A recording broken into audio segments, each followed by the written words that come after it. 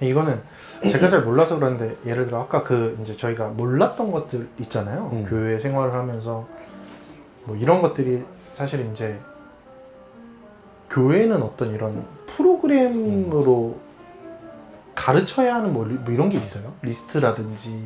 필수? 그렇죠. 그런 거 없어. 아 그래요. 필수 커리큘럼? 그렇겠죠. 권장하는 건 있지. 예를 들어 장로교에서는 이제 그 소요리 문답이라든지 그런 것들. 그리고 이제 필수적으로 사도신경이나 주기도문에 대해서는 이제 설명을 해드려야지 성도님들한테. 왜냐면 계속 하니까 그거. 그러니까 되게 보면 약간 복음에 대한 건 필수적으로 가르치되 그 외 산물들은 그냥 약간 뭐 예를 들면 궁금해하는 성도가 있으면 가르쳐 주는 거고 예를 들어 다 할 필요는 없어라고 좀 풀려져 있는 것도 맞긴 맞네요. 그러니까 기본 교리, 그러니까 이 구원을 받는 것에 대한 기본 교리에 대해서는 당연히 가르쳐야 되고 이제 그거를 이제 어떤 프로그램화해서 가르치느냐 아니면 설교나 여러 가지 이제 그 가르침을 통해서 이거를 이제 하느냐 그 차이인데 이제 어디처럼 뭐 어느 다른 어떤 공동체나 집단처럼 무조건 해야 되는 규격화되어 있는 건 없다는 거지.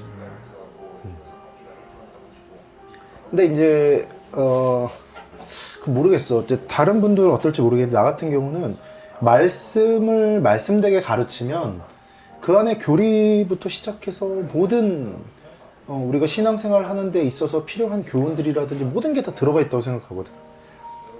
그러니까 요한복음 하나의 책을 가르치더라도 설교하더라도 그 안에서 사실 창세기부터 요한계시록까지 있는 모든 것들을 다 망라해서 이렇게 말씀드릴 수가 있거든. 물론 이제 뭐 완전하다, 완벽하다 이렇게 얘기를 할 수는 없지만 충분히 그런 일들이 가능하기 때문에 그래서 교훈적인 설교가 아니라 진짜 이 말씀을 알려드리는 설교를 하게 되면 그 안에서 충분히 가능하다라는 생각을 하긴 막 이렇게 성도가 궁금했을 때 가르쳐 주는 것과 궁금하지 않은데 예를 들어 신앙인이라면 요건 알아야 됩니다라고 이렇게 주입식 하는 건 또 거부 반응이 많을 수도 있겠네요. 본인들이 궁금해야지 왜 하는지. 저도 설교 안에서 그거를 이제 다 녹여낼 수는 있다고 생각하는데 성도들은 약간 이렇기도 하거든요. 그러니까 저는 그렇거든요. 오늘 설교가 만약에 이제 설교자가 준비한 설교가 100이다라고 하면 저는 100을 다 이해를 못해요. 그렇지. 네, 그러니까 예를 들어 한 50이다. 그만큼만 들어오는 부분도 있긴 한 것 같아요. 그러니까 어떤 그런 커리큘럼적인 게 없어도 되지만 어떤 또 그 나름대로의 또 도구가 되기는 될 수 또 하는 있지. 것 같아요. 맞아. 네. 될 수 왜냐면 있어. 거기에 이제 오히려 좀 질문이나 뭐 이런 걸 또 할 수 있을 것 같기도 하고. 그래서 그런 시스템 자체를 또 이제 좋아하고 즐기는 분들이 계시지. 신앙생활에 있어서 되게 좋아하는 분들. 그러면 이제 그런 게 잘 돼 있는 교회를 또 이제 찾으시겠지. 약간 그런 것 같아요. 그 성경이나 설교는 그런 약간 교과서의 느낌에 가깝고 커리큘럼은 약간 그 전과나 아니면 무슨 뭐 총정리해 놓은 약간 그런 느낌. 뭐 이렇게 딱 필요한 거 정리해서 이렇게 딱 해놓은 그런 느낌. 그러니까 우리가 이제 어린 시절부터 받아온 근대 교육의 산물인 거야. 결국에는. 그러니까 그게 또 뭔가 원래 익숙하기도 하고 원전을 보는 게 아니라 이 원전을 잘 정리해 놓은 거를 그냥 요점만 난 받아들이고 싶은 거야. 꼭 시험 전 되면은 애들 공부 잘하는 애들 정리해 놓은 거 막 갖다가 또 하고 막 그런. 한국의 폐해네. 아니, 한국이 아니라 빨리빨리. 빨리빨리 정답. 공도 빨리빨리. 명제. 그러니까 이게 참, 그러니까 나는 그게 아쉬운 거야. 이게 전에도 말했지만 성경하고 내가 교제를 해야 되거든. 성경이란 게 하나님의 말씀이고 성령이시고 예수님이시란 말이야. 그 안에 이제 로고스가 들어가 있고 예수님과 성령의 은혜가 들어가 있는데 그것과 내가 교제하면서 이제 내가 뭔가를 해야 되는데 우리는 이제 학습받아온 것이 있어서 지식을 습득해서 그걸 알아맞추는데 되게 우리의 목적성이 가 있어. 이미 성경을 피더라도 여기 줄거리를 우리가 이해하고 마치 이제 시험 보듯이 문제가 만약에 있으면 그걸 맞힐 수 있어야 된다라고 이제 생각을 하는 거야. 근데 사실 봐봐. 우리 신앙의 선배들, 권사님들, 예전에 우리 어렸을 때 하던 정말 교회 와서 맨날 기도하시고 정말 신앙의 선배님들 그분들이 그 성경을 독해식으로 시험 봐서 잘 푸실 수 있을까? 그렇지 않다는 거지. 그러니까 본질이라는 거, 물론 이제 그렇게 봐서 잘 풀 수 있을 정도가 되면 좋겠지만, 본질적인 건 뭐냐면 교제하면서 사는 거야. 하나님하고 말씀으로 교제하고 기도로 교제하면서 사는 건데, 그 교제성, 즉 인격적인 만남 자체를 사람들이 익숙해하지 않기 때문에 앞으로는 더 그럴 거야 아마.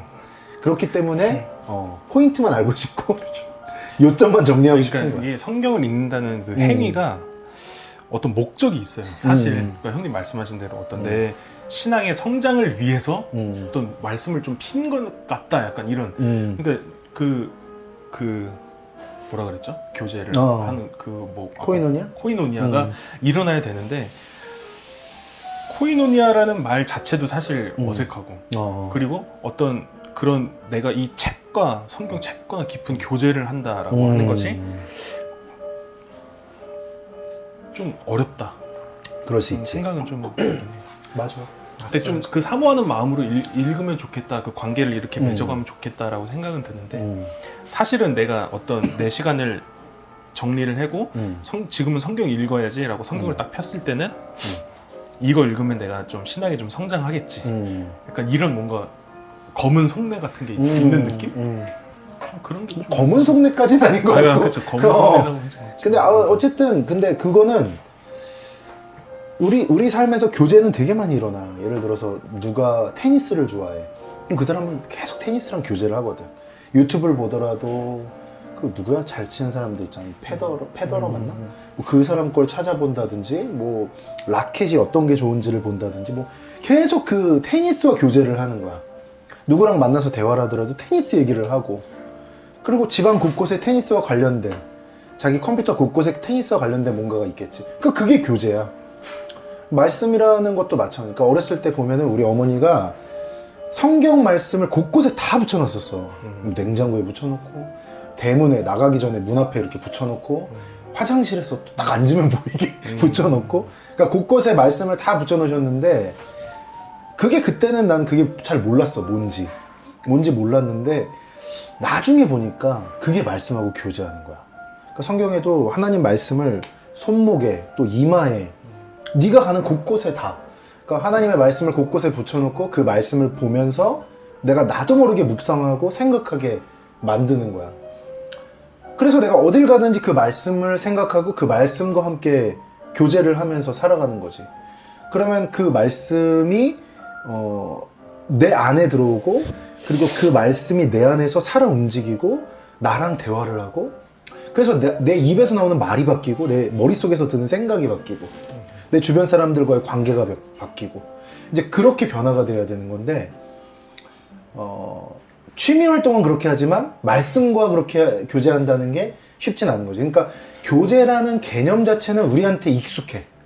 그게 어려운 개념은 아니야. 테니스가 그렇듯이 말씀과 교제하는 것도 그런 방식으로 하면 되거든. 왜냐면 그냥 우리는 교제하면서 살게 하나님 만들어 놓으셨기 때문에, 친구와 교제하고 취미와 교제하고 책과 교제하고 뭐와 교제하고, 그거는 우리한테 익숙한 개념인데 이제 그걸 말씀으로 하게 만들어야 되는 거지. 근데 이제 거기서부터 이제 영적 전쟁이 시작되는 거야. 마귀가 가만히 안 놔두거든. 그러니까 마귀는 그냥 자기 뜻대로 살고 싶은 사람은 냅둬, 가만히 놔둬도.